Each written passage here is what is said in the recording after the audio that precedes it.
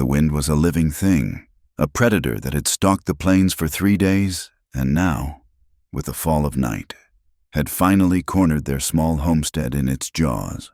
It howled with a desolate fury, rattling the single glass pane of the cabin window and forcing fine, powdery snow through every chink in the log walls.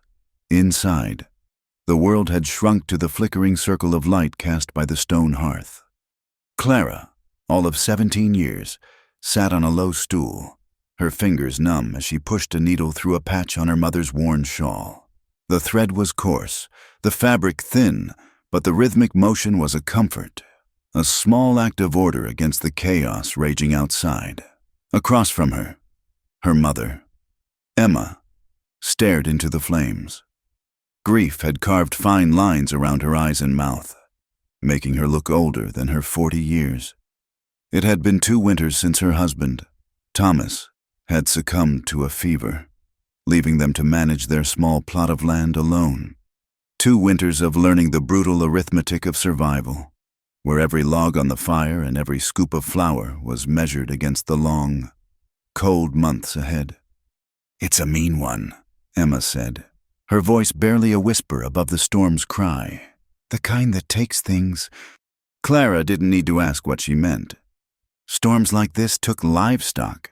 They took the roofs off barns. Sometimes, they took people who were foolish or unlucky enough to be caught out in them. She thought of their lone milk cow, Bessie, and the 3 scrawny chickens huddled in the small, drafty stable. They were the sum of their wealth, the fragile barrier between themselves and utter destitution. "I need to check on Bessie," Clara announced, her voice quiet but firm. "Make sure the snow hasn't drifted against the door. She'll panic if she feels trapped." Emma's head snapped up, her eyes wide with alarm in the firelight. "You'll do no such thing. It's a fool's errand. Clara, the stable is 50 yards away, but it might as well be a mile in this. You could lose your way in a whiteout, and I'd not find you till the spring thaw." "I'll take the guide rope," Clara insisted. Already rising, she gestured to the heavy coil of rope by the door, one end of which was permanently staked just outside the cabin, the other tied fast to the stable's main support beam. It was a lifeline her father had installed their first winter here, a testament to his foresight and the land's unforgiving nature. "I won't get lost, but Bessie might kick a wall down if a drift blocks her in. We can't afford to lose her. Mama, you know that." The argument was unassailable, and they both knew it. The cow was more than just milk. She was their future. Emma's shoulders slumped in defeat, the firelight catching the silver in her tightly bound hair. "Be quick," she commanded, her voice tight with worry. "Don't you linger. And wear your father's coat. It's the warmest thing we have." Clara nodded, her throat suddenly thick. The coat still smelled faintly of pine smoke and Thomas's quiet strength. Pulling it on felt like an embrace and a burden all at once. It was too big, the sleeves hanging past her wrists, but its heavy wool was a shield against the wind's first, vicious bite as she opened the cabin door. The world outside was a maelstrom of white. The wind tore the breath from her lungs and plastered icy flakes to her eyelashes. She fumbled for the guide rope, her gloved fingers stiff and clumsy, and finally grasped its familiar, frozen texture, head down. She began the slow, arduous trek, pulling herself along the rope hand over hand. The snow was already past her knees, a thick, sucking morass that fought her every step. The howling of the wind was deafening, a physical force that seemed intent on scouring the world clean. She was almost to the stable, its dark shape a barely discernible smudge against the swirling white, when her boot caught on something solid beneath the snow. She pitched forward, crying out as she fell, her face plunging into the icy powder. For a moment, she lay there, stunned, the cold a sharp shock to her system. Cursing her clumsiness, she pushed herself up, brushing the snow from her face. She looked back to see what she had tripped on, a fallen branch, perhaps, or a rock hidden by the drift. It was neither. It was a man's boot. Clara's heart hammered against her ribs, a frantic drumbeat against the storm's roar. She scrambled backward, her mind reeling. Who would be out here in this? Her first thought was of outlaws, of the desperate men who roamed these territories. Fear, cold and sharp, pierced through her. But then she saw that the boot was still motionless, slowly, driven by a morbid curiosity that outweighed her fear. She began to dig frantically with her hands. The snow gave way to reveal a leg, then a torso clad in a dark, heavy coat. She brushed the snow from a face half buried in a drift. It was a young man, his skin a deathly pale, his lips blue. A dark, frozen mat of hair was plastered to his forehead, and a trickle of blood, almost black in the gloom, had frozen on his temple. He was unconscious, perhaps worse. Forgetting the cold, forgetting her fear, Clara pressed her fingers against his neck, searching for a pulse. She held her breath, her own blood pounding in her ears. Nothing. She tried again, pressing harder, her touch desperate. And then she felt it. A faint, thready flutter. A stubborn spark of life refusing to be extinguished. She didn't think. She acted. She turned and stumbled back to the cabin, hauling herself along the rope, her mind a blank slate save for the image of the man in the snow. She burst through the door in a flurry of wind and snow, her face flushed and her eyes wide. "Mama, there's a man! Outside, by the stable! He's hurt!" Emma was on her feet in an instant, her face paling. "A man? What man is he armed?" "I don't know, he's half dead. We have to bring him in." The warning in Emma's eyes was immediate and stark. "Clara, no, you don't know who he is. He could be a fugitive, a killer. We are two women alone, bringing a stranger into this house. It's asking for trouble we can't handle." Her voice was laced with the hard-won caution of a widow who knew the world's dangers all too well. "Let the storm take him. It's God's will, not ours."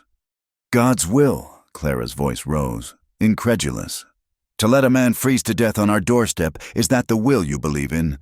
What if it were Pa out there, collapsed and freezing?" The mention of their husband and father struck home.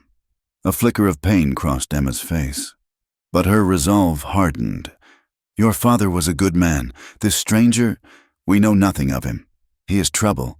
I feel it in my bones. Strangers only bring more trouble."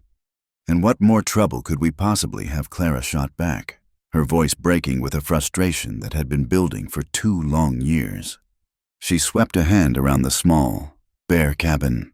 "We have nothing for anyone to steal. We have no one to protect but ourselves.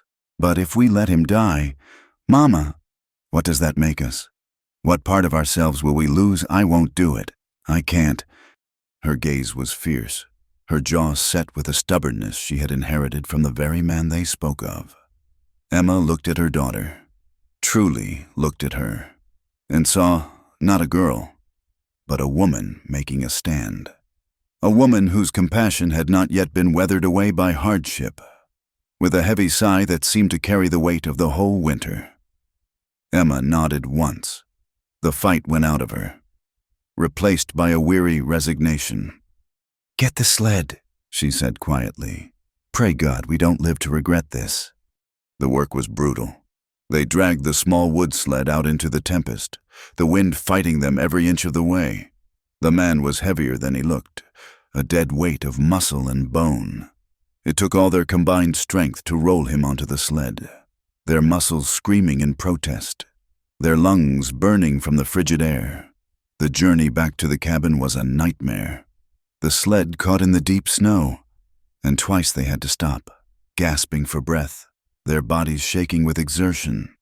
Finally, they hauled him through the doorway and collapsed, barring the door against the storm that seemed to howl in frustration at being denied its prey.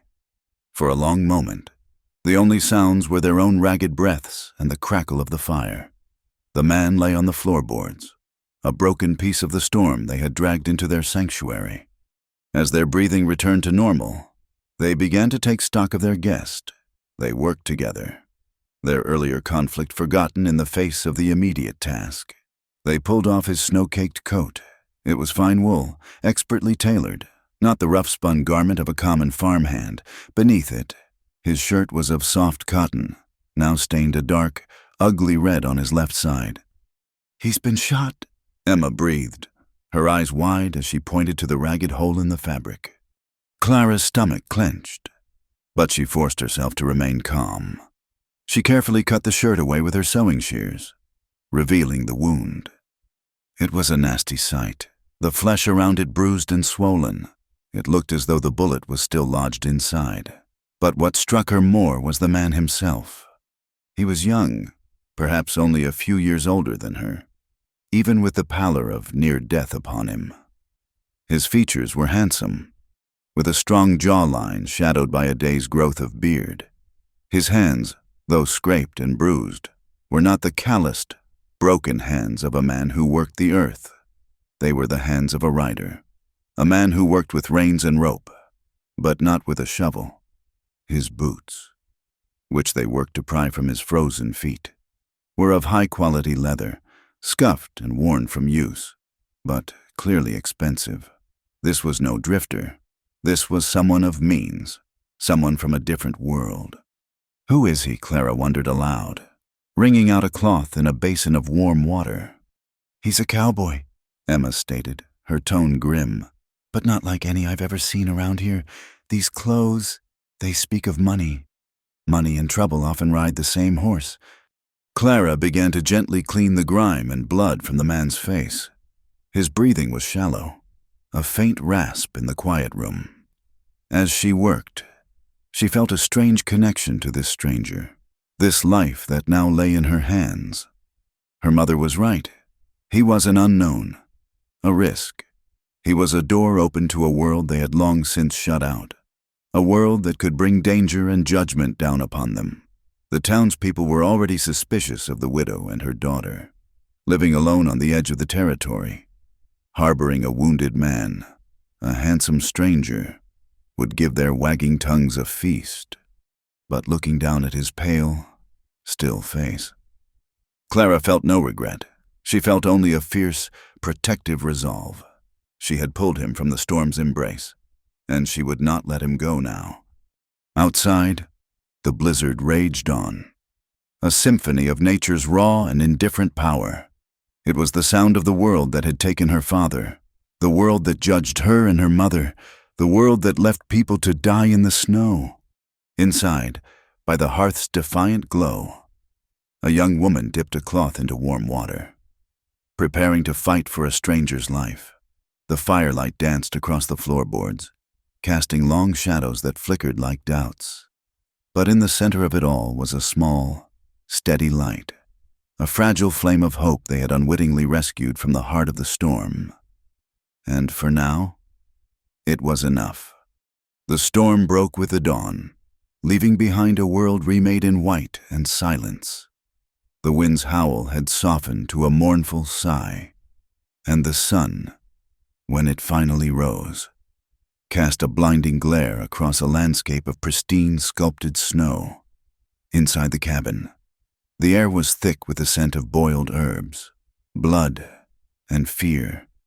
The stranger, Ethan, lay on a pallet by the fire, his breathing a shallow, feverish rasp.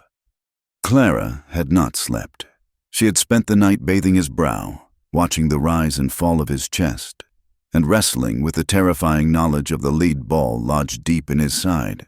They had no doctor, no medicine beyond Emma's herbal remedies. The nearest town, Harmony Creek, was a day's ride in good weather. In this snow, it was another world away. If the man was to live, it would be up to them, up to her. "The fever is rising," Emma said, her voice strained as she placed a hand on his forehead. "The wound's festering. If that bullet doesn't come out, he'll be gone by nightfall." Clara's hands, resting in her lap, clenched into fists. She had gutted fish and dressed chickens, had even helped birth a calf once, but the thought of cutting into a man's flesh made her stomach turn. Yet, the image of him dying on their floor was worse. "Tell me what to do," she said, her voice a reedy whisper that sounded nothing like her own. Emma looked at her daughter, a storm of doubt and pride in her eyes. She took a deep breath. Your father's skinning knife, the small one, and my darning needle, the long one. Boil them, and fetch the whiskey. The bottle of whiskey was a relic, saved for snake bites or the deepest winter chills. It was their only anesthetic, while the instruments boiled in a pot over the fire. They tore strips from their cleanest bedsheet for bandages. The preparations were methodical, a grim ritual that kept their terror at bay. When everything was ready, Emma held the bottle to the man's lips. Try to swallow some of this, Mister. It's going to hurt. Ethan's eyes fluttered, but he was too deep in the fever's grip to comprehend. A little of the fiery liquid trickled down his throat. Clara took the knife from the boiling water, the handle wrapped in a cloth. Her hand trembled violently. I can't, she whispered, her courage failing. Look at me. Clara, Emma said, her voice sharp but not unkind. You brought him in from the storm. Don't let him die in the warmth. You are your father's daughter. You have his strength. Now, be steady. Clara looked from her mother's determined face to the man's fevered one. She took a ragged breath, held the knife like a pen, and made the first cut. The hours that followed were a blur of focused horror, guided by Emma's tense instructions and a raw, primal instinct. Clara probed the wound. The man groaned, his body arching in agony despite the whiskey. Sweat beaded on Clara's brow, stinging her eyes. She ignored the coppery smell of blood, ignored the sick feeling in her gut, and focused only on the task. Her world shrank to that small, ravaged patch of flesh. Finally, after what felt like an eternity, the tip of the needle scraped against something hard. With trembling fingers, she worked the bullet loose. It fell with a small, metallic clink into the tin basin Emma held ready. The sound was the sweetest she had ever heard. They cleaned the wound as best they could, packed it with a poultice of yarrow to staunch the bleeding, and bandaged it tightly. Clara's entire body shook with a delayed reaction, her knees so weak she had to sit heavily on the floor. She had done it. She had held a man's life in her hands and had not let it slip. The next morning, a small voice piped up from the cabin's loft. Mama, who's that man? 7-year-old Daniel, Clara's younger brother, peered down, his eyes wide with a mixture of fear and fascination. He had slept through the entire ordeal, a child's blessed ignorance.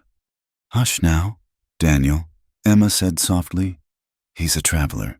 He was hurt in the storm. You must be quiet and let him rest. Daniel crept down the ladder, his gaze fixed on the sleeping stranger. He was a small boy, with Thomas's dark hair and a spirit too big for their cramped life. He circled the pallet at a safe distance, his curiosity warring with his mother's warning. Is he a real cowboy? Clara, he whispered, his voice full of awe. Does he have a 6-shooter? I don't know.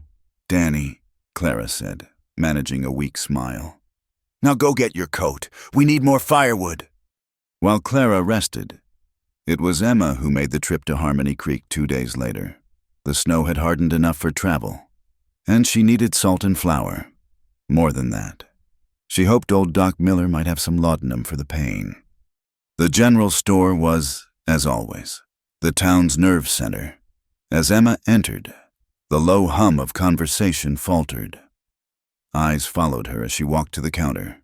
Martha Gable, the proprietor's wife and the town's chief purveyor of gossip, gave her a thin, knowing smile. Emma, a surprise to see you out so soon after the blizzard, she said, her voice dripping with false sweetness. We were all so worried about you and the children, all alone out there. The term children was a deliberate barb, a reminder that Clara was of marrying age, yet remained unmarried and isolated. We managed, Emma said evenly, handing over her list. I'm sure you did, Martha purred, her eyes gleaming. Jedediah saw smoke from your chimney the whole time. A blessing, though he did mention seeing tracks near your property yesterday.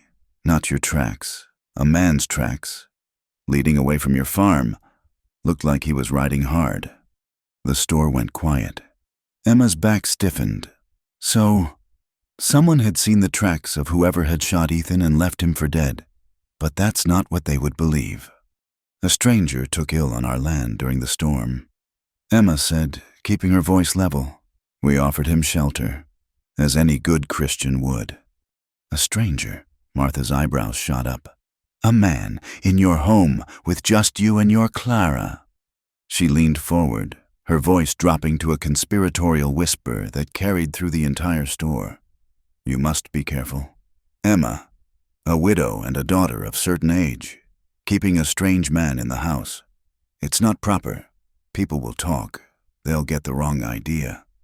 The implication hung in the air, thick and ugly. Emma felt a flush of shame and anger creep up her neck. She saw the smirks on the faces of the men lingering by the stove. The cold, judgmental stares from the other women.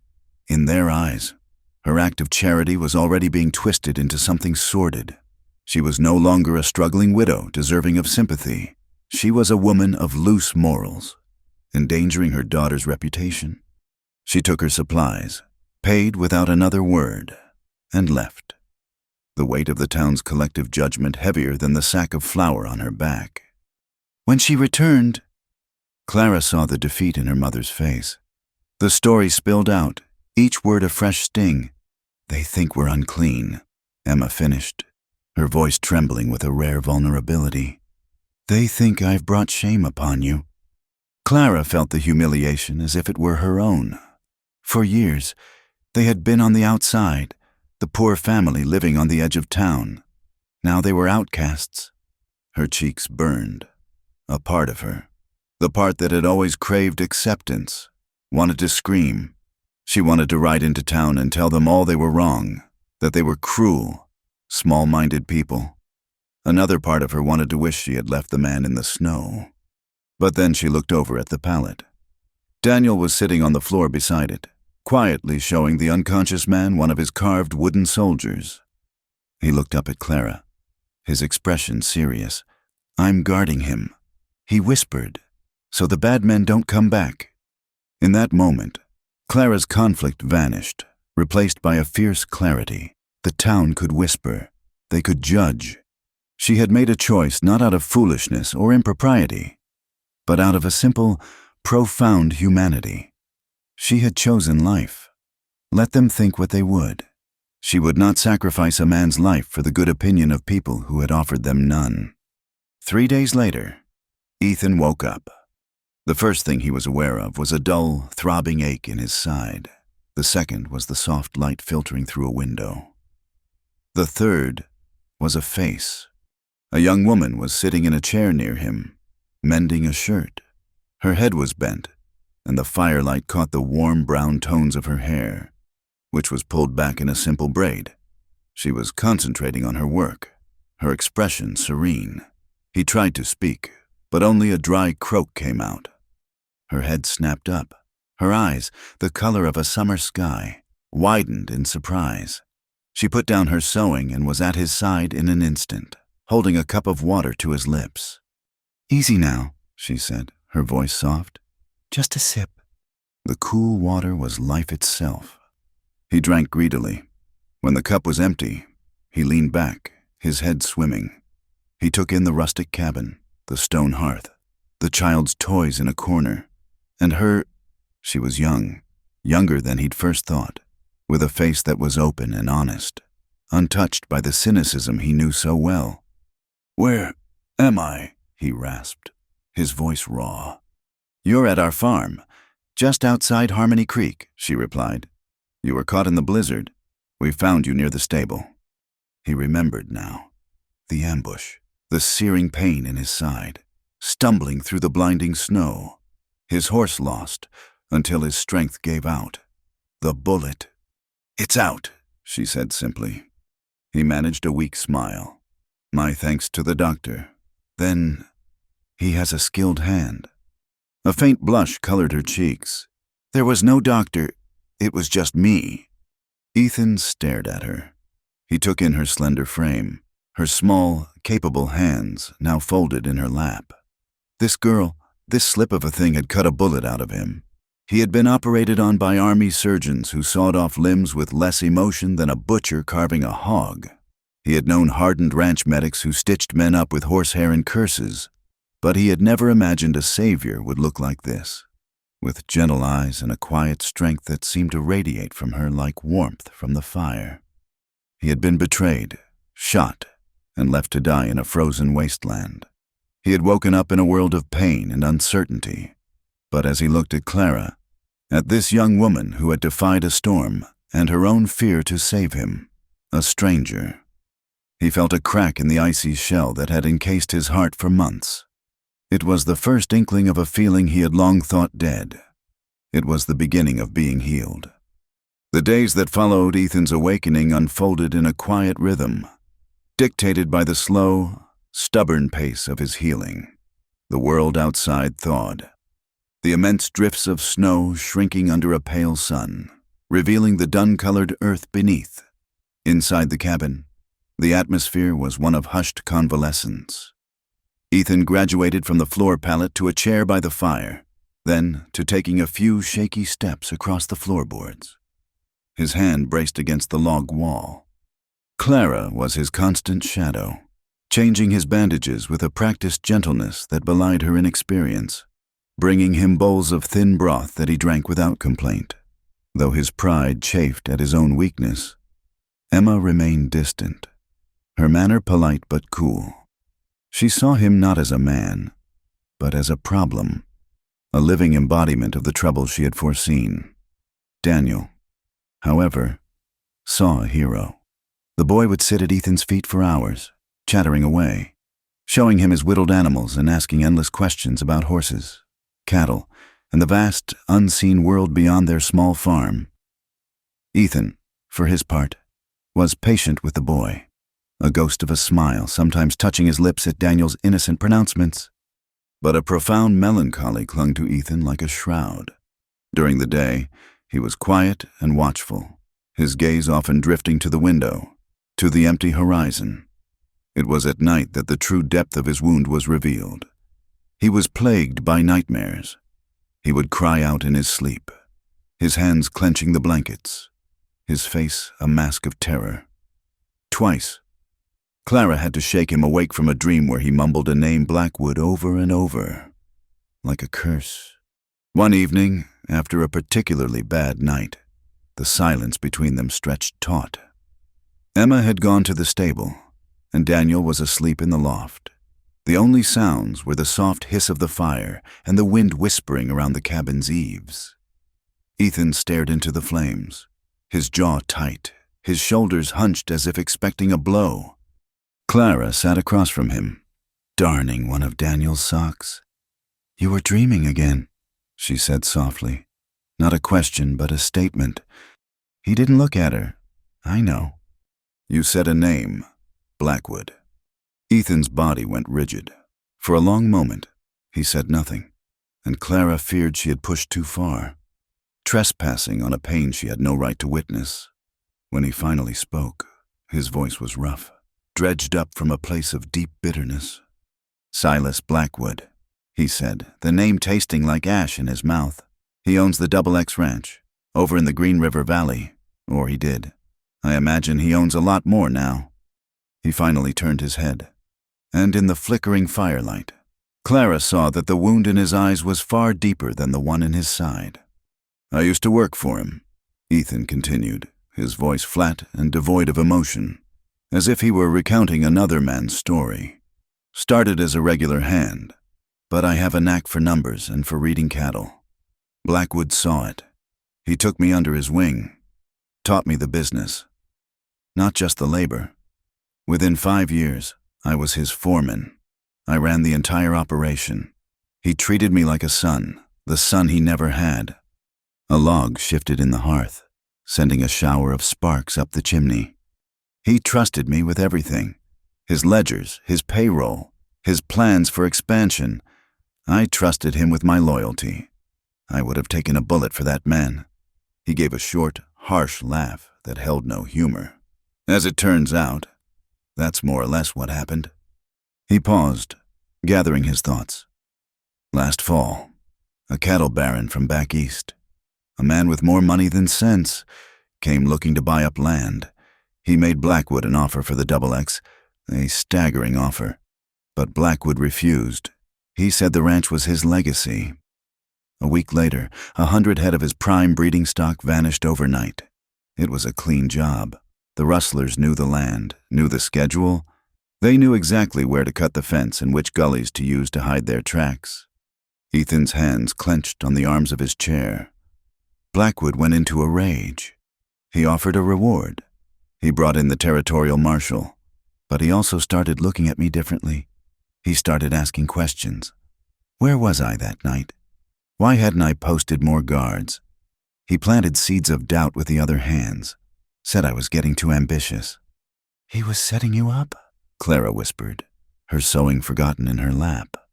Ethan nodded, a muscle twitching in his jaw. The payroll was due. $50,000 in gold coin, brought in by stagecoach. It was my job to collect it from the bank and hold it in the ranch safe until payday. The night before I was to pay the men, the safe was emptied. There was no sign of a break-in. The only other person with the combination was Blackwood himself. When I woke up the next morning, the marshal was there with a warrant. Blackwood stood right behind him and accused me of stealing the cattle and the payroll to start my own ranch. He claimed I was a traitor. But they didn't believe him, did they? Why wouldn't they? He was Silas Blackwood, a pillar of the community. I was just a foreman, an orphan he'd picked up. Some of the men I'd worked with for years, men I'd shared a bottle with. They looked at me like I was a snake. The betrayal, it burned hotter than any branding iron. I knew I wouldn't get a fair trial. Blackwood owns the judge, the sheriff, the whole damn county. So I ran. He finally looked at Clara, his eyes hollow. I was trying to get to Fort Laramie, to talk to an army major I knew, someone Blackwood couldn't buy. I figured he could help me clear my name. But Blackwood must have guessed. He sent 2 of his hired guns after me. They weren't meant to bring me back for trial. They caught up to me in the foothills, just as the storm was rolling in. They shot my horse out from under me. I took this, he gestured to his bandaged side, and then I ran on foot until I couldn't run anymore. The last thing I remember is the snow and the cold. So much cold. The story hung in the air between them, a tale of ambition, greed, and the devastating fragility of trust. The physical wound was a simple thing, a matter of flesh and lead. But the wound to his spirit, to his belief in honor and loyalty, was a festering poison. Clara's heart ached for him. She knew, in her own small way, what it felt to be judged and condemned by others, to have your character assassinated by whispers and suspicion. My father, she began, her voice quiet but steady, was a good man. He worked harder than anyone in Harmony Creek. He carved this farm out of nothing, but he wasn't a churchgoer. He said he found God more readily on the open prairie than in a stuffy building. And he wasn't a gossip. He kept to himself. Because of that, the townspeople never trusted him. They called him standoffish, aloof. She looked down at her hands. When he died, they offered condolences, but there was a distance in their eyes. We were on our own. And when a widow and her daughter are on their own, people watch, they judge. Every trip to town, every purchase we make, every patch on our clothes. It's all noted. They whisper about why I'm not married, as if it's some moral failing. They see our poverty not as a hardship, but as a sign that we're somehow less than them. When my mother told them we had taken you in, they didn't see compassion. They saw sin. They looked at her like she was sullied. She met his gaze, her blue eyes clear and direct. I don't know what it's like to lose a fortune, or to be hunted by men with guns, but I know what it's like to have your name stolen from you by lies, to feel the sting of what people think you are, when you know in your heart what is true. A profound understanding passed between them, an unspoken acknowledgement of their shared status as outcasts. For the first time since he'd arrived, Ethan felt a genuine connection. a sense that he was not entirely alone in his exile. But this new bond, this fragile sense of belonging, only sharpened his guilt. He was a fugitive. The men who shot him could still be searching, and he had brought his trouble and the town's ugly judgment down upon this small, struggling family. He was a danger to them, a burden. The next afternoon, while Emma and Daniel were out gathering kindling, Ethan made his decision. He pulled on his boots, his movements slow and deliberate. He stood up, testing his weight. A sharp pain shot through his side, and he winced, but it was bearable. He could ride. If he could find a horse, he had to leave. It was the only honorable thing to do. He was reaching for his coat when Clara entered the cabin, her arms full of laundry she had managed to wash in a tub of melted snow. She stopped dead when she saw him, taking in his boots, his coat in his hand, the grim resolve on his face. "What are you doing?" she asked, her voice tight. "I'm leaving. Clara," he said, avoiding her eyes. "I've been a burden on you and your mother for too long. I've brought you nothing but trouble." "Trouble," she retorted, dropping the laundry onto a chair. "The trouble was already here. It lives in the looks we get in town. It lives in the cold winters and the dry summers. You are not the trouble, Ethan. The men who shot me, they could come back. And the town, you told me what they're saying. I can't let you and your family be ruined on my account. So you'll walk out into the wilderness, half-healed, with no horse, no food, and no weapon," she challenged, her voice rising. "That's not honor. That's foolish pride. I didn't pull you out of a blizzard just to watch you go die in a ditch because you're worried about gossip." "It's my fight, not yours," he insisted, his own voice growing louder. He took a step toward the door, but a wave of dizziness washed over him, and he had to grip the back of a chair to steady himself. Clara was before him in an instant, her hands on his arm. Her touch was surprisingly strong. "You made it our fight when you collapsed on our land," she said, her voice dropping to a fierce, low intensity. "You think you're protecting us by leaving all you're doing is making our sacrifice meaningless. You will stay. You will stay until you are strong enough to face whatever it is you have to face. You owe us that much." He stared down at her, at the fire in her eyes, at the unwavering set of her jaw.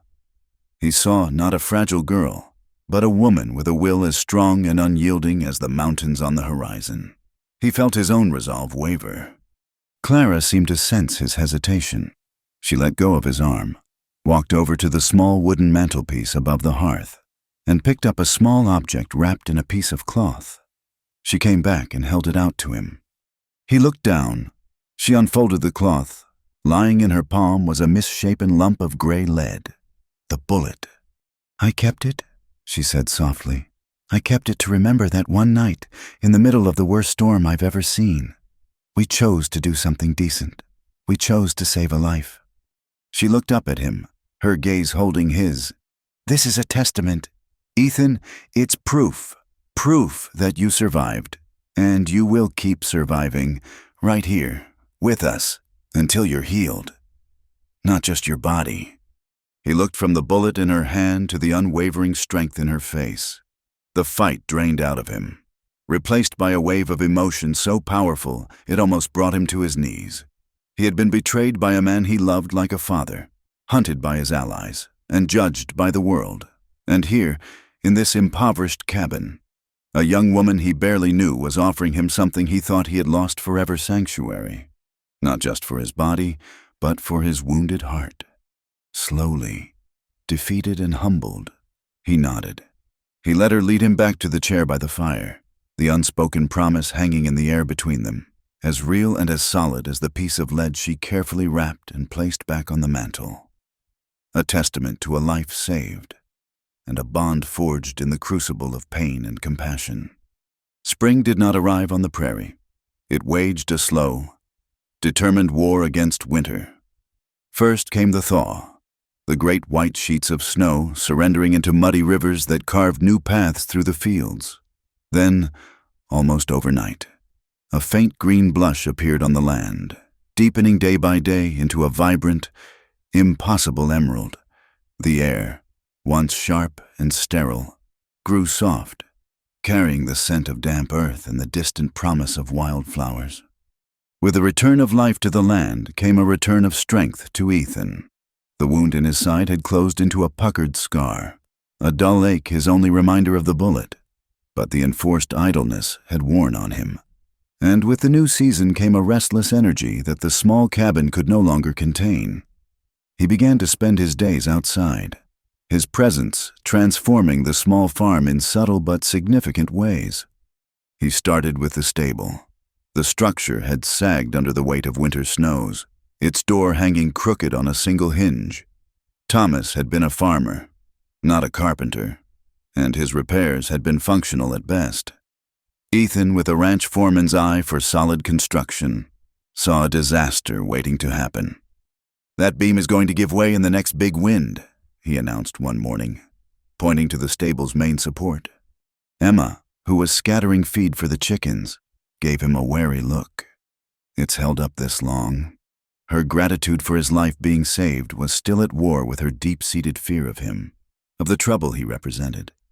"That's luck, not engineering," Ethan countered gently. "Let me fix it. Your husband left a good store of tools in the lean-to. It's the least I can do." He would take no refusal. For the next week, the farm was filled with the rhythmic sounds of hammering and the clean scent of sawn pine.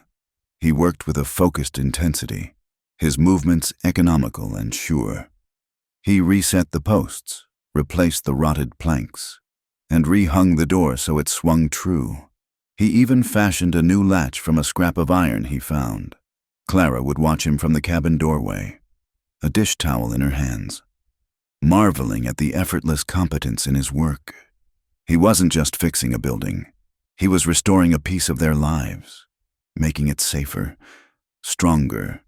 He was weaving himself into the fabric of their existence, nail by nail, board by board. One afternoon, a miracle trotted over the horizon.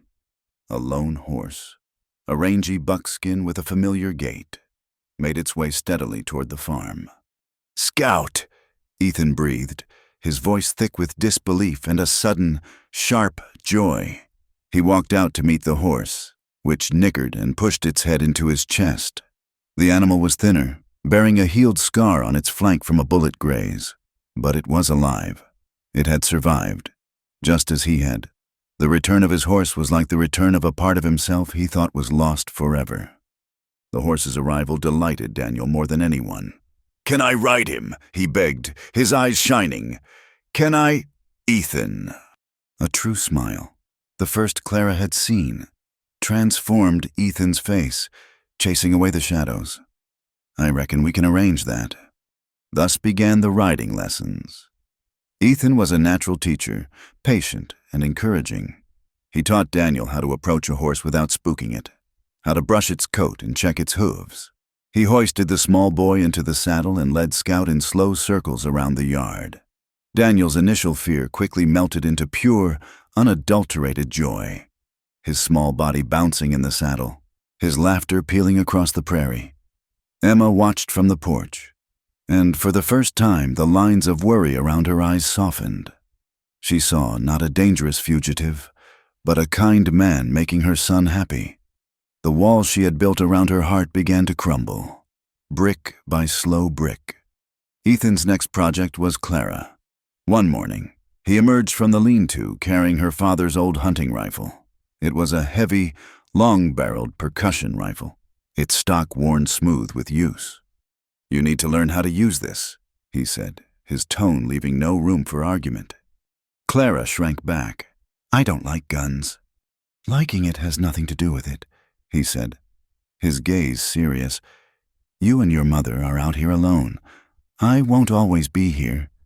You need to be able to protect yourselves. The world isn't always a kind place. Clara, you of all people should know that." His words struck a chord of fear she rarely acknowledged. He was right. She was vulnerable. Reluctantly, she followed him to a clearing behind the stable, where he had set up an old tin can on a fence post 50 yards away. The lesson was an exercise in intimacy.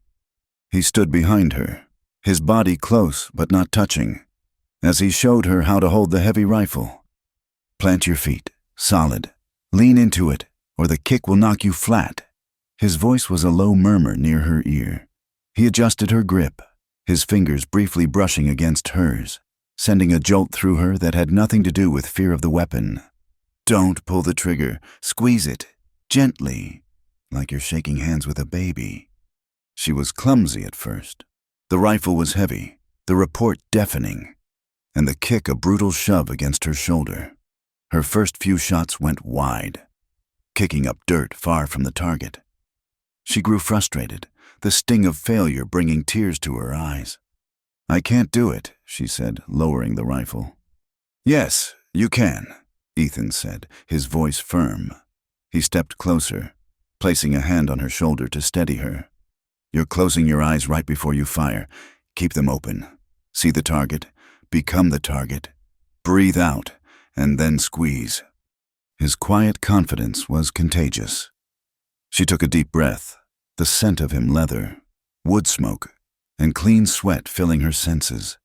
She raised the rifle again, lining up the sights as he had shown her. She kept her eyes open. She breathed out. She squeezed. The rifle bucked, and this time, the tin can flew off the post with a satisfying ping. A slow, proud smile spread across her face. She had done it. She looked back at Ethan, and the look of approval in his eyes made her feel stronger and more capable than she had ever felt in her life. It was more than hitting a target. It was a feeling of empowerment, a discovery of a strength she never knew she possessed. The days settled into a comfortable routine, a fragile domesticity that felt both wonderful and dangerous.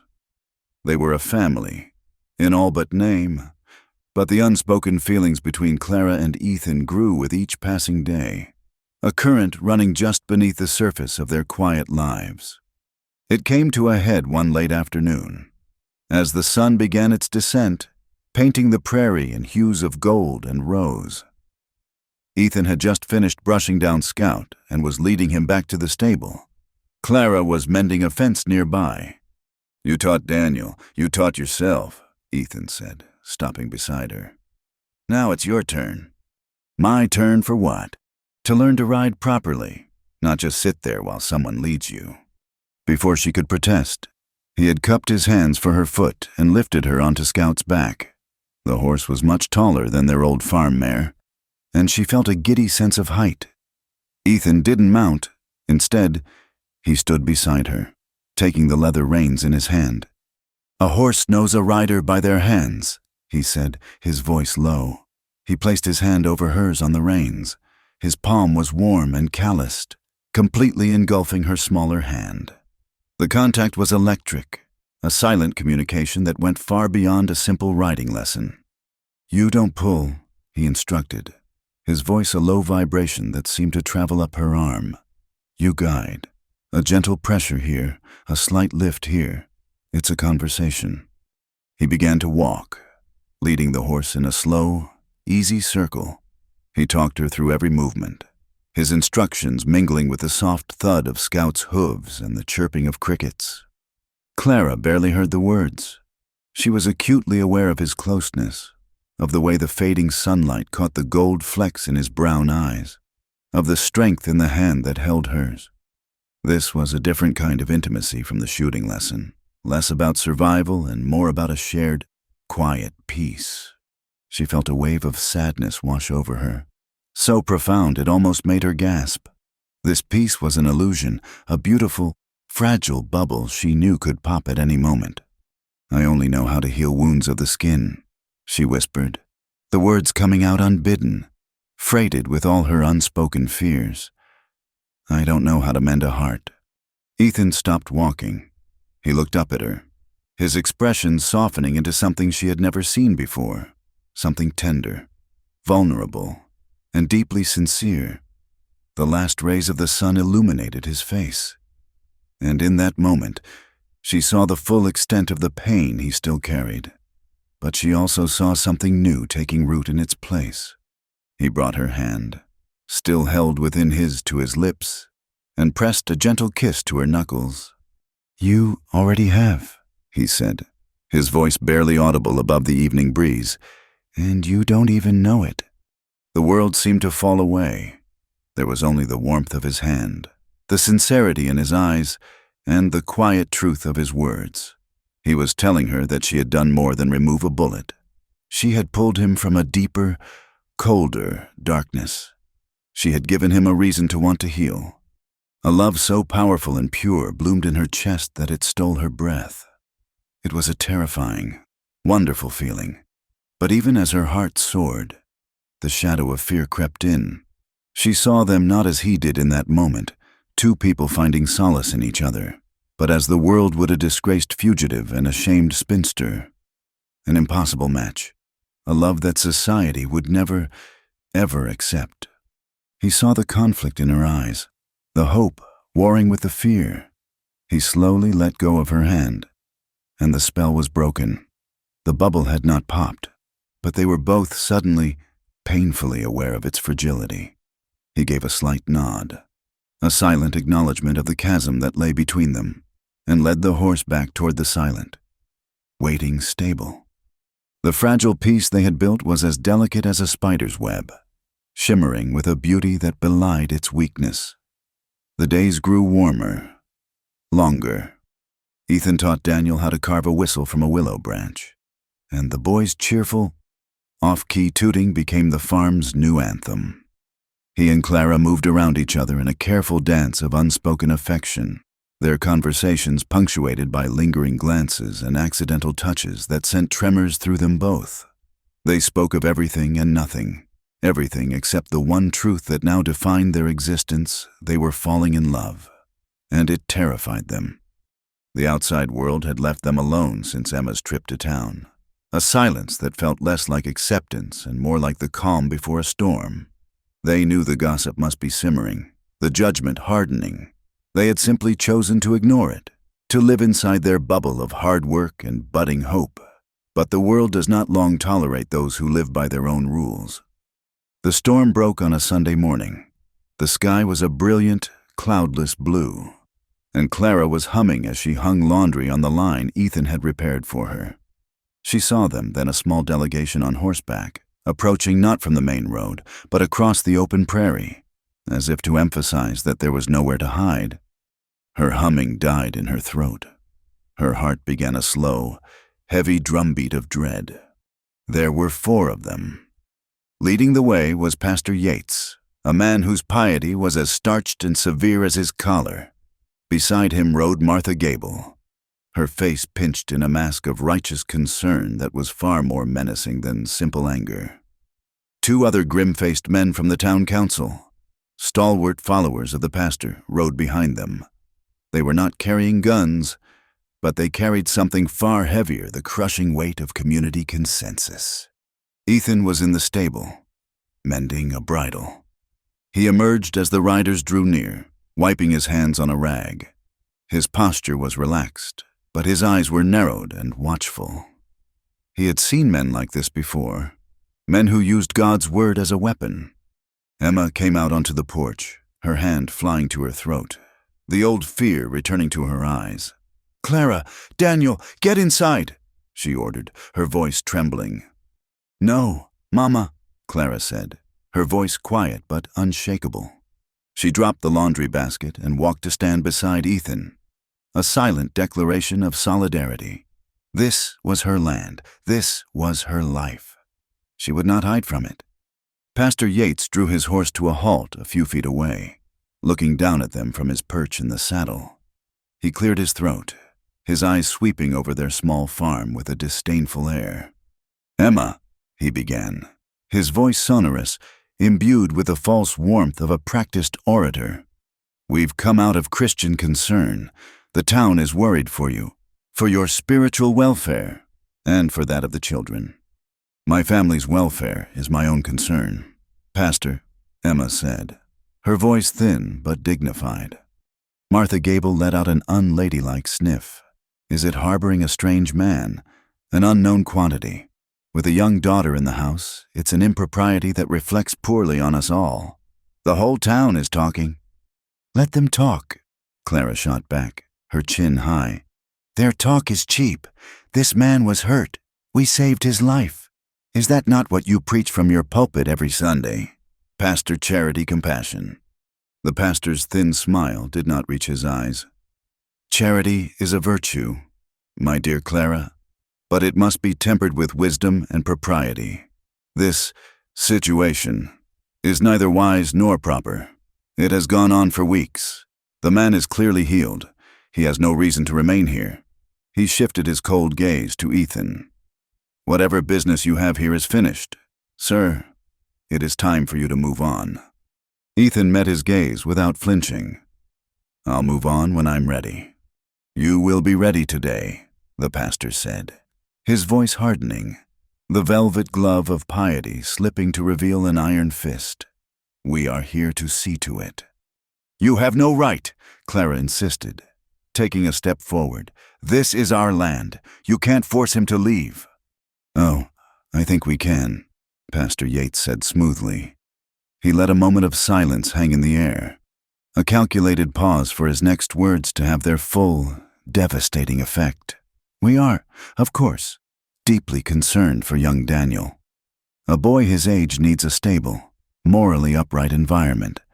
If it is found that his current home is compromised, the church and the town council have a legal and moral obligation to intervene, to place him in a home that can provide a more suitable upbringing. The threat was vile, unmistakable. A collective gasp seemed to be sucked from the air. Emma swayed on her feet, her face ashen. The thought of losing Daniel, the last bright piece of her husband, was more terrifying than any storm, any hardship she had ever faced. Clara felt a cold fury rise within her, so intense it made her dizzy. They would use a child. They would tear her family apart, all in the name of their twisted, narrow-minded morality. Nature could be cruel, but its cruelty was honest. A blizzard didn't pretend it was killing you for your own good. But it was Ethan who reacted most visibly. The blood drained from his face. He saw in the pastor's smug expression the same self-righteous certainty he had seen in Silas Blackwood's eyes, the same casual destruction of a person's life for the sake of appearances. He had brought this upon them. His presence was the weapon they were using against this family. He took a step forward, raising his hands in a gesture of placation. There's no need for threats, he said, his voice strained. You've made your point. I'll be gone by morning. Ethan, no, Clara cried, turning to him, her eyes wide with disbelief. He wouldn't look at her. He kept his gaze fixed on the pastor. You have my word. I'll be gone. Now leave them in peace. Pastor Yates looked from Ethan's grim face to Clara's desperate one. He had won. He gave a curt, satisfied nod. See that you do, he said, without another word. He turned his horse and, followed by his silent jury, rode away, leaving a trail of shattered peace behind them. The moment they were gone, the unnatural strength that had held Emma up collapsed. She stumbled back into the cabin, a choked sob escaping her lips. Clara turned on Ethan, her fists clenched, her face a storm of anger and betrayal. How could you? She demanded. How could you just give in to them? You let them win. They had a hostage. Clara, he said, his voice rough with a pain that mirrored her own. They were going to take your brother. Did you see your mother's face? They would have destroyed her, destroyed you all. This was the only way. The only way is to fight them, to stand up and tell them they're wrong. And what would that get you? He shot back, his own control finally snapping. A fight you can't win. They'd brand you and your mother as sinners, take Daniel, and run you out of the county. Is that what you want, to lose everything because of me? His words hit her with the force of a physical blow. He was right. Her defiance was brave, but it was also reckless. He wasn't surrendering. He was sacrificing himself. The realization did not soothe her anger. It twisted it into a sharp, unbearable agony. She fled. She ran to the stable, the place he had rebuilt, the place that had become a symbol of his presence in their lives, and threw herself into the hay, her body racked with sobs. Later, as the shadows lengthened and the day's warmth bled from the air, he found her there, He had packed his meager belongings into his saddlebags. Scout was saddled and ready. He stood in the stable doorway, a silhouette against the fading light. "I'm leaving now," he said quietly. "It's better if I don't wait for morning." Clara pushed herself up, her face tear-stained, her hair full of hay. "So that's it, you just run away again." The accusation was cruel, but it came from a place of desperation. His face tightened, the word run striking the raw nerve of his deepest shame. "This isn't running away," he said, his voice low and tight. "This is cutting out the infection before it kills the patient. I'm the infection. Clara." "No," she whispered, getting to her feet and walking toward him. "You're not." She stopped in front of him, so close she could see the torment in his eyes.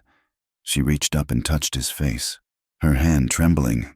"When we found you in the snow, I thought our lives were over. I thought you were just one more burden, one more hardship to endure. But I was wrong." Her voice broke, and the tears she had fought to control began to fall again. "My whole life has been about losing things. I lost my father. I lost our good name in town. I lost any hope of having a life different from this one. I've spent years just trying not to lose anymore." She looked him straight in the eye, her soul bared in her gaze.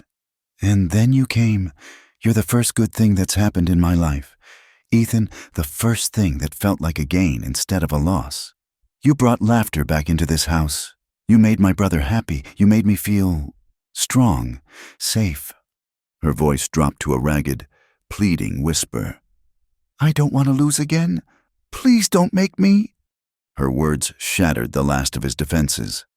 Every instinct screamed at him to stay, to pull her into his arms and fight the whole damn world for her. He loved her. He loved her with a depth that terrified him. And it was that very love that sealed his decision. To stay would be to indulge his own desires at the cost of her family's destruction. The only truly loving thing he could do was to leave, to cut himself out of her life, no matter how much it bled him dry. He gently took her hand from his face and held it for a moment, memorizing the feel of it. "That's why I have to go," he said, his voice thick with unshed tears. "I can't be the one who destroys the first good thing in your life." He let go of her hand, turned before she could see the agony on his face, and walked out of the stable. A moment later, she heard the sound of a horse's hooves, moving at a steady, resolute pace, heading away into the gathering darkness. Each footfall was a hammer blow, driving a wedge between her and the only happiness she had ever known. The silence Ethan left behind was a physical presence, a heavy, suffocating blanket that smothered every sound in the cabin. The cheerful toot of Daniel's willow whistle was gone, replaced by a brooding quiet. The rhythmic thump of Ethan's hammer was a ghost in the air. Even the crackle of the fire seemed subdued, as if in mourning. In the days that followed his departure, a gray listlessness settled over the farm. Clara moved through her chores like an automaton, her body performing the familiar tasks while her mind and spirit were miles away, wandering the dark prairie with him. Food was tasteless. Sleep was a shallow and dreamless state that offered no rest, and the vibrant green of the new spring grass seemed a mockery of the winter that had taken root in her heart. Emma watched her daughter with a pained, helpless expression. She had gotten what she wanted, the trouble was gone. The threat to Daniel removed, but the cost was her daughter's light. She saw Clara's hollow eyes and the slump of her shoulders, and a profound guilt gnawed at her. She tried to offer comfort, a squeeze of the arm, a gentle word, but Clara was unreachable, encased in a shell of grief so thick that no comfort could penetrate. Daniel was the most obvious casualty. His hero was gone. He stopped asking questions, stopped his boisterous games. He would sit on the porch for hours, staring out at the horizon where he had last seen Ethan's horse, a small, carved wooden soldier clutched in his hand. One afternoon, Clara found him in the stable, stroking the spot where Scout's saddle had rested. "Scout will be lonely now, won't he?" he'd asked, his small voice trembling, and Clara had to turn away before he could see her own tears. The turning point came not with a crash, but with a quiet click, like a lock disengaging in her mind. It was nearly a week after Ethan had left. Clara was sweeping the floor, the repetitive motion a dull comfort, when her eyes fell upon the rifle leaning in the corner. Her father's rifle, the one Ethan had insisted she learn to use. "You need to be able to protect yourselves," he had said. "The world isn't always a kind place." She had been so proud when she'd hit that tin can. She had felt a surge of strength, of self-reliance. And what had she done with that strength the moment a true threat appeared, not a wolf or a bandit, but a pastor armed with whispers and judgment? She had crumbled. She had let Ethan believe he was an infection. She had let him run.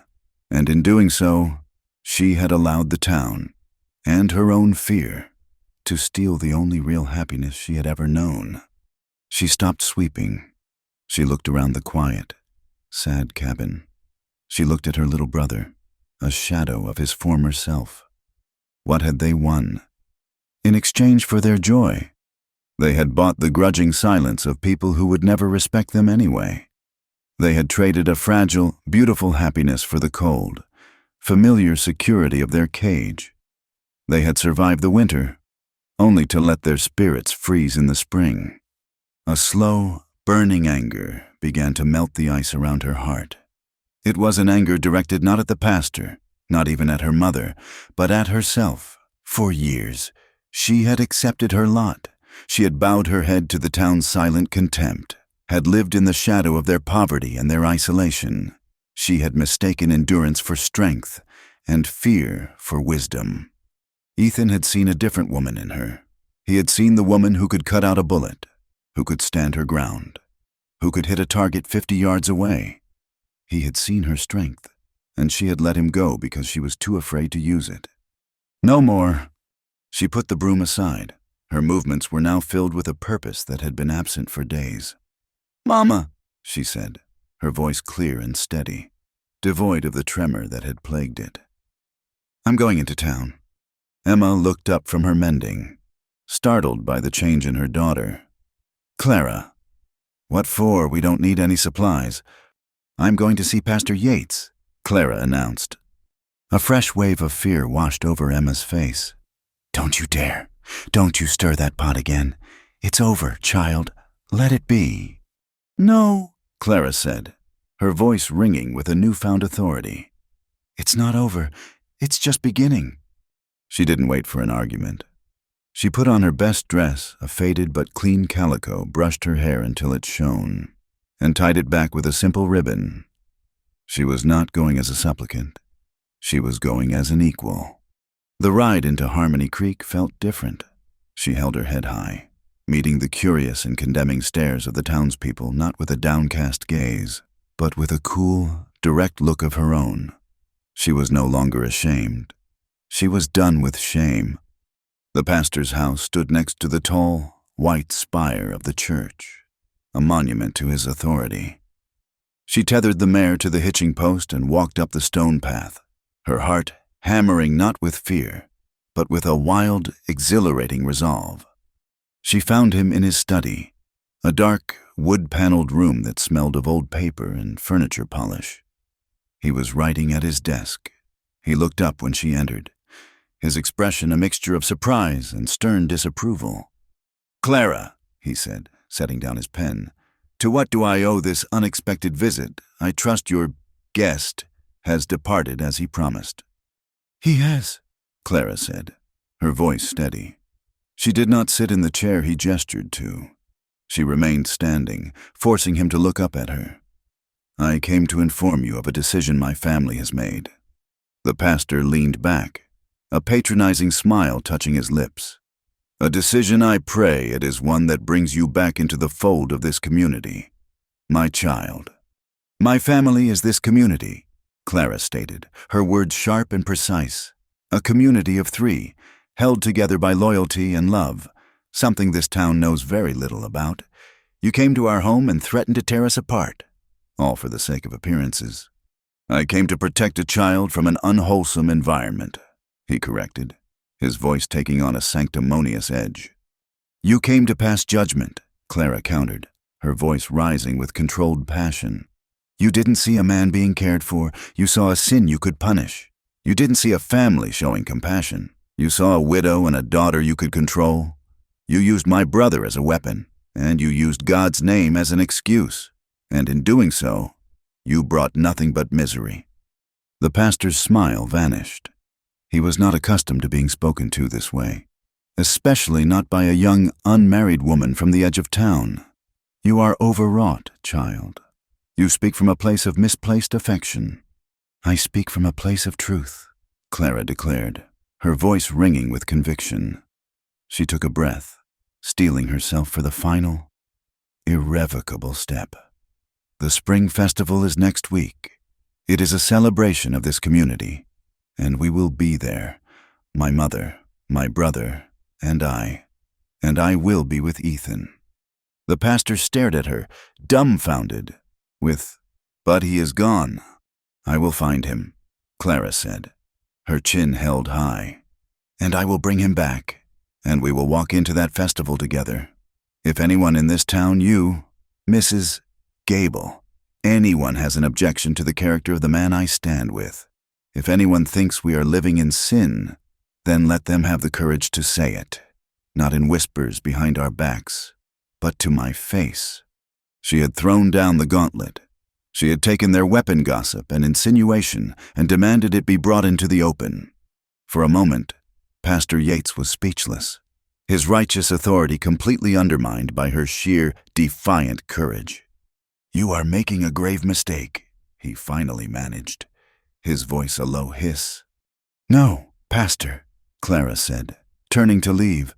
"For the first time in my life, I am making a choice. My mistake was living in fear of what people like you think. That mistake is now over." She walked out of the study and into the bright sunlight, feeling 10 feet tall. She had not shouted or wept. She had simply spoken her truth, and in doing so, had shattered the invisible chains that had bound her for a lifetime. She did not go straight home. She rode west, into the low-lying hills where Ethan had been ambushed. She had no plan, only a desperate, unshakable faith. She searched for 2 days, sleeping under the stars, her rifle beside her. She found signs of a camp, the ashes of a small fire, a discarded ration tin. She was close. On the 3rd morning, as she was about to give up hope, she saw tracks.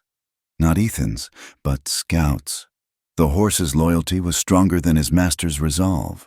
He had been circling back, drawn by the memory of the stable and Daniel's gentle hands. She followed the tracks into a small box canyon, and there he was. He was sitting by a small fire, staring into its flames with the same haunted expression she remembered from his first days in the cabin. He looked thinner, and the lines of grief and self-recrimination were etched deeply onto his face. He looked up as she approached, his eyes widening in disbelief, a mixture of joy and anguish warring in his expression. "Clara, what are you doing here? You shouldn't have come."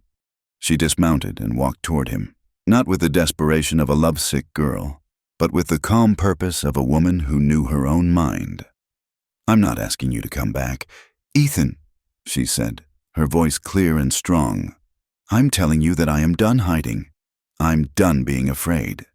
She told him everything, about her visit to the pastor, about her declaration, about her refusal to live by their rules any longer.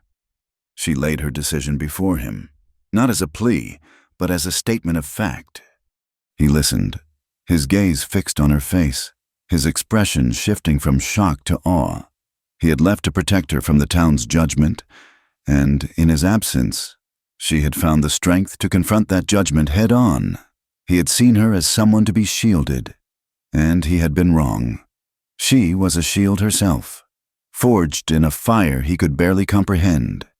His act of running away, which he had cloaked in the guise of honor, suddenly seemed small and cowardly in the face of her magnificent courage.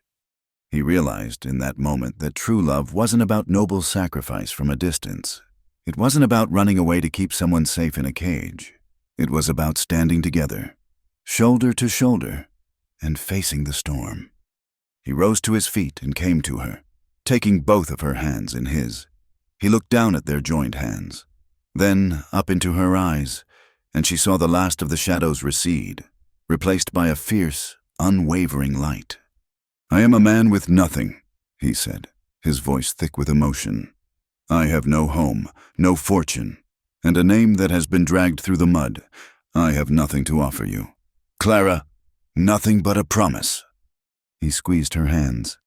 "If you will have me, Clara, I will stop running. I will face Blackwood. I will face this town. I will face anyone who stands against us.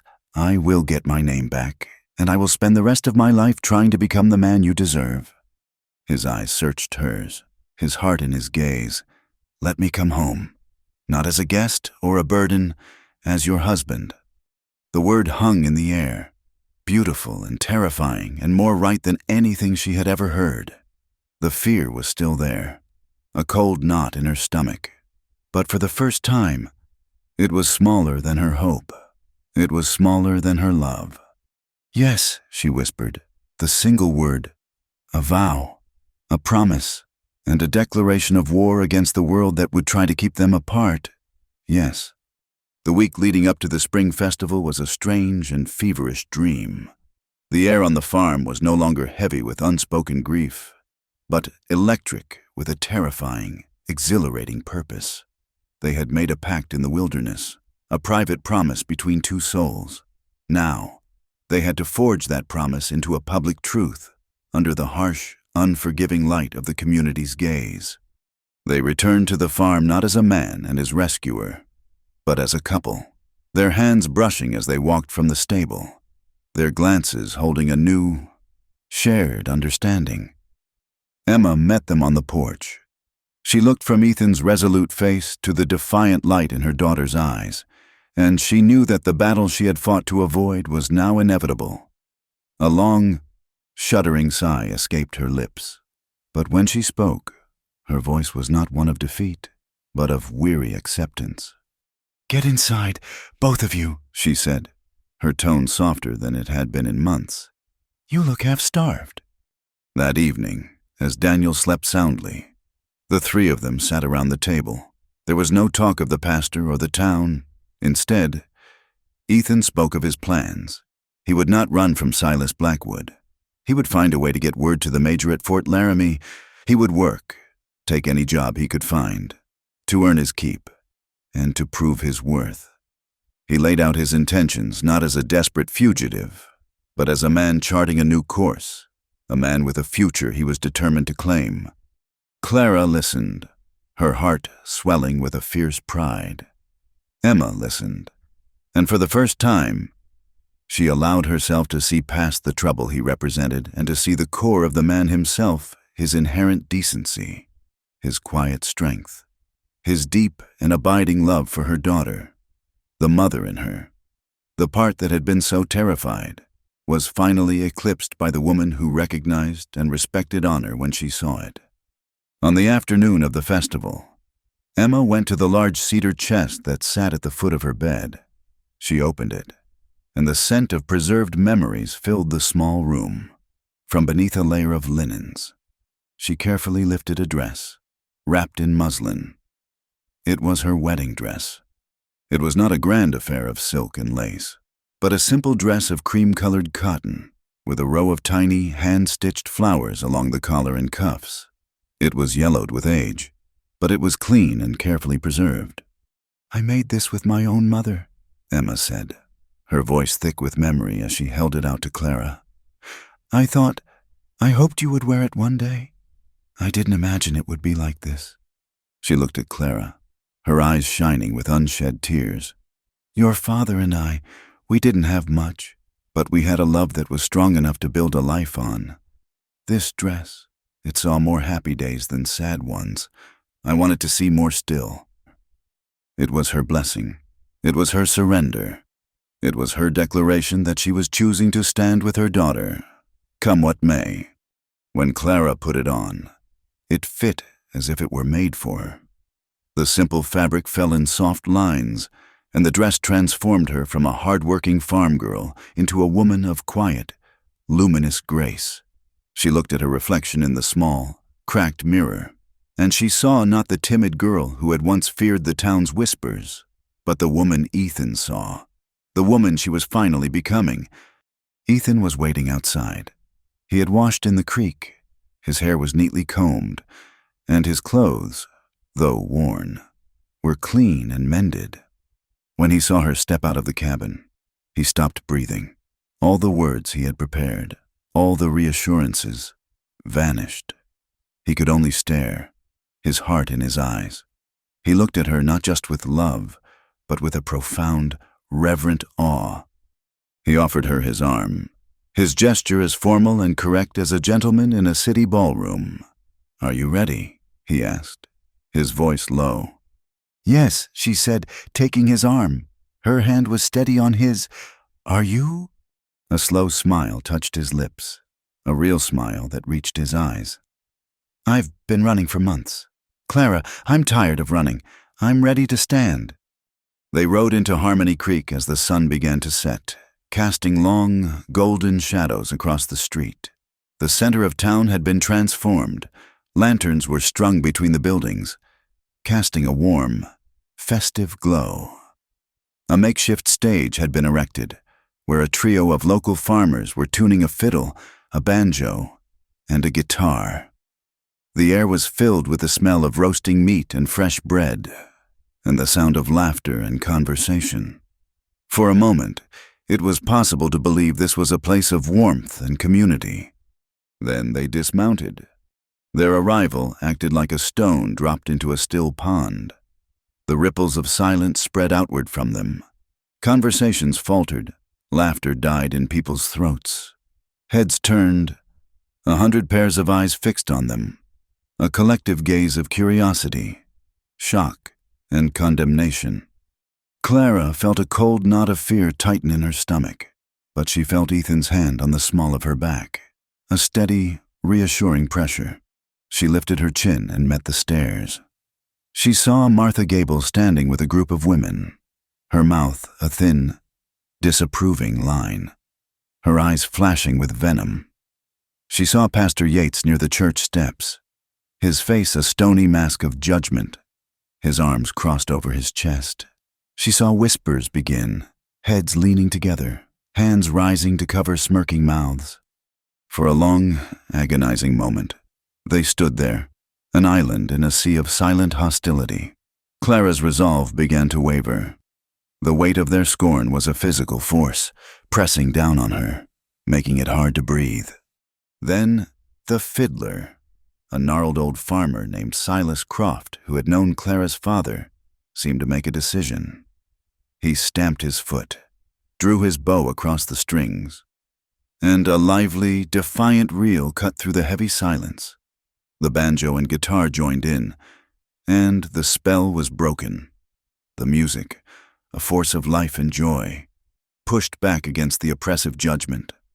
People began to stir, conversations restarting in hushed tones, but no one moved toward the cleared space in the center of the street that had been set aside for dancing.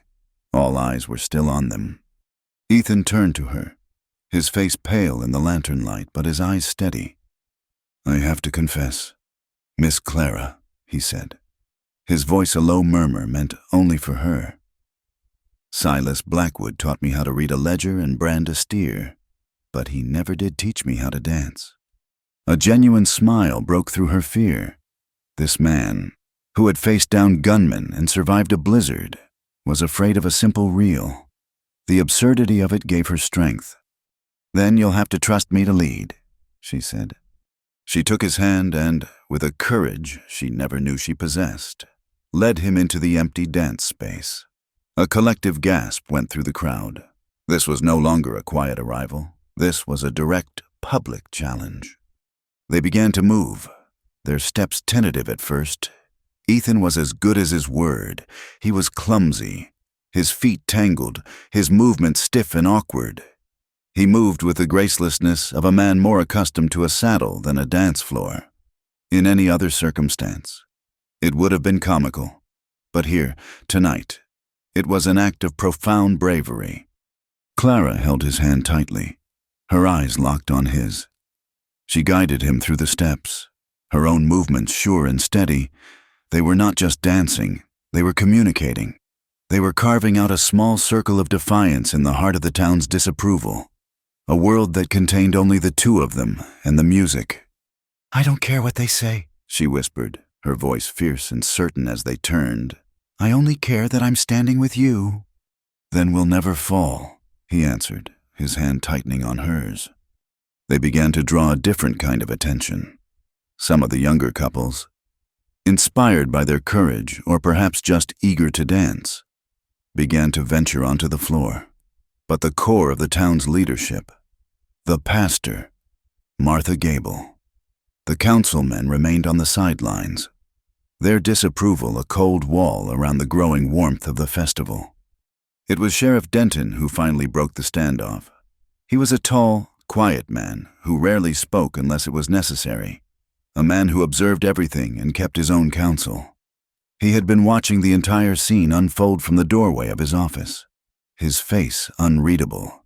Now, he walked deliberately across the street, his spurs making a soft, rhythmic jingle, a sound that cut through the music and caused a fresh wave of silence. He stopped near the edge of the dance floor, his gaze falling on Pastor Yates.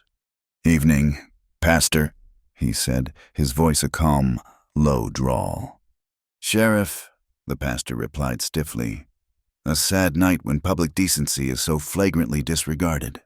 Sheriff Denton's gaze shifted to Ethan and Clara, who had stopped dancing and now stood, hand in hand, facing him. He looked at them for a long moment, taking in the clean, honest fearlessness in their faces. Then he looked back at the pastor. "All I see," the sheriff said, his voice carrying in the sudden quiet, "is a young woman who had the charity to save a man's life, and a man who has the courage to stand his ground for that woman's honor in front of this whole town." He paused, letting his words sink in. "A man like that has my respect." He gave a curt, almost imperceptible nod to Ethan. "Let them be." It was not a command, but it carried the full weight of the law and of a man respected not for his piety, but for his fairness. The wall of condemnation cracked. A murmur went through the crowd, a different kind of murmur this time. A few of the farmers on the edge of the crowd nodded in agreement.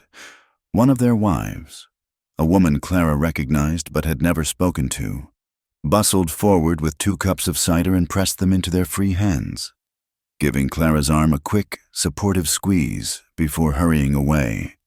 The victory was not complete. Martha Gable's face was a thundercloud, and the pastor looked as if he had swallowed a mouthful of vinegar. But their power had been broken. They had faced the town's judgment not with anger or argument, but with the simple, unassailable truth of their love and commitment. The fiddler, grinning, struck up a new tune, a slow, sweet waltz. Ethan pulled Clara closer, this time, as they moved together in the warm glow of the lanterns. His steps were a little surer, his posture a little taller. They were no longer defying the world. They were simply a part of it, a man and a woman dancing under the vast, star-dusted Wyoming sky. The spring festival did not magically erase the town's prejudice, but it did fracture its unity. The monolithic wall of disapproval they had faced was now a fence with gaps in it. In the days and weeks that followed, Clara and Ethan learned to navigate this new, complicated landscape. When they went to the general store, Martha Gable would still pointedly ignore them, serving other customers first with a sour look on her face. Pastor Yates, when he passed them on the street, would offer a curt, stiff nod that was more of an acknowledgement of their existence than a greeting. His sermons, they heard, were now filled with thinly veiled warnings about moral decay and the dangers of welcoming outsiders.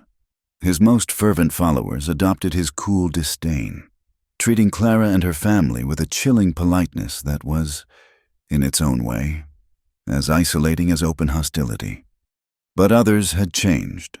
Silas Croft, the old fiddler, now greeted them with a booming mourning whenever he saw them. The woman who had given them cider at the festival would smile and ask after Daniel. More importantly, Sheriff Denton's public endorsement had given them a legitimacy they could never have achieved on their own. It was a shield. The whispers didn't stop entirely, but they grew quieter, less certain. People might not approve, but they were no longer willing to openly condemn what the law itself had chosen to respect. True to his word, Ethan sought work. He went first to the livery stable, run by a taciturn man named Henderson. Henderson had heard the rumors, but he was a man who cared more for a strong back and a good hand with horses than for town gossip. Sheriff Denton had already put in a good word, vouching for Ethan's character. "The sheriff says you're an honest man," Henderson said, chewing on a piece of straw as he looked Ethan up and down. "I say an honest man is one who does the work he's paid for.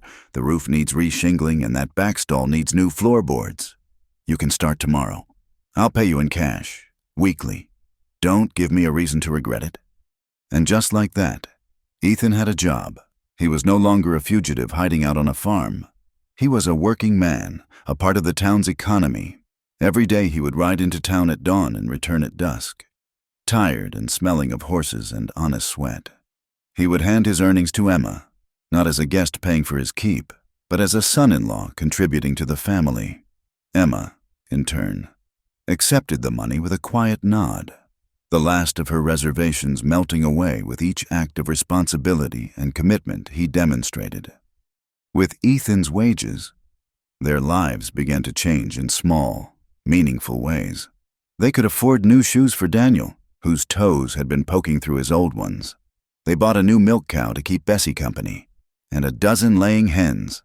They planted a large garden, not just with staples like potatoes and beans, but with corn, squash, and even a few precious tomato plants that Ethan had bought with a little extra money.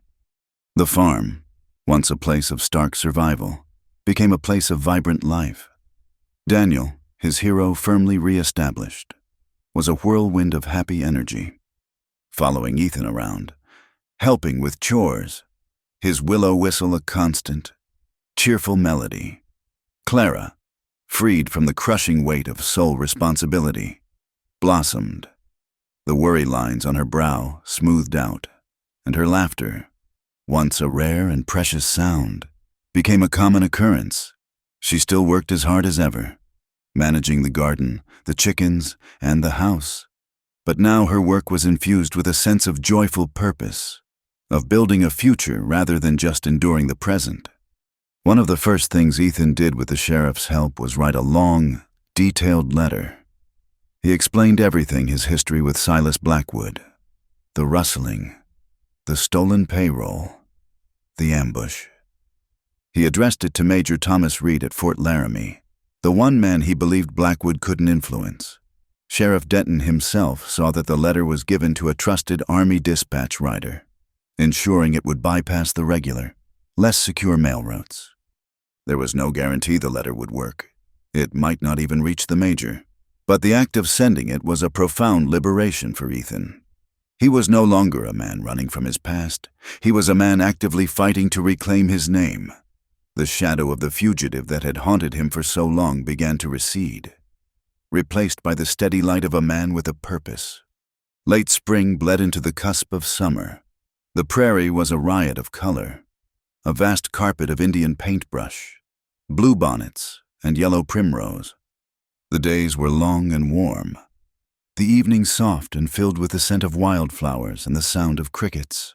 One evening, after the supper dishes had been cleared and Daniel was in bed, Ethan asked Clara to walk with him. It wasn't an unusual request. They often walked together in the twilight, their quiet time after a long day. But tonight, there was a different quality to his request, a gentle seriousness in his eyes that made her heart beat a little faster. He led her not toward the road, but up the low-slung hill behind the stable, the place where he had taught her to shoot. They stood at the crest, looking out over the vast, darkening landscape. The farm was nestled below them, the single light in the cabin window a warm, golden star in the gathering dusk. "Do you remember what this all looked like when I first woke up?" he asked softly. It was all white and silent, like the whole world was holding its breath. Or maybe like it was already dead. I remember, she said, I felt like that on the inside. He confessed, his voice low, frozen. Everything that I thought was solid in my life, loyalty, justice, friendship, it had all turned to ice and broken apart. I didn't think I'd ever feel warm again. He turned to face her, taking both of her hands in his. His hands were calloused and strong now, the hands of a working man. You thawed me out, Clara. You and your mother, and Daniel. You did more than pull me from the snow. You brought me back to life. She could see the raw emotion in his eyes, the deep, abiding love that needed no words. Her own throat felt tight. We brought each other back, she whispered. He smiled, a slow, gentle smile. I made you a promise, that I would become a man you deserved. I'm not there yet. I'm still just a livery hand. And my name is still under a cloud. But my promise stands. Every day. I'll work to be that man. He reached into his pocket and pulled out something small. He kept it concealed in his palm for a moment, his gaze searching hers. I went to the general store to buy a ring. He said they only had one. A little brass thing that would probably turn your finger green in a week. I couldn't do that. Not for you. He opened his hand. Lying in his palm was a ring, but it wasn't made of metal. It was carved from a single piece of dark, polished willow wood. The same kind of wood he had used to make Daniel's whistle. It was simple, but exquisitely made. A single, delicate wildflower, a prairie primrose, was etched into the surface. Its tiny petals perfect and intricate. He had clearly spent hours on it, pouring all of his skill and patience into this small, perfect circle. I'll buy you a gold one someday, he said, his voice thick with sincerity. When I've cleared my name and we have more than 2 pennies to rub together, I'll buy you a ring of the finest gold, with a diamond that shines like your eyes. I swear I will.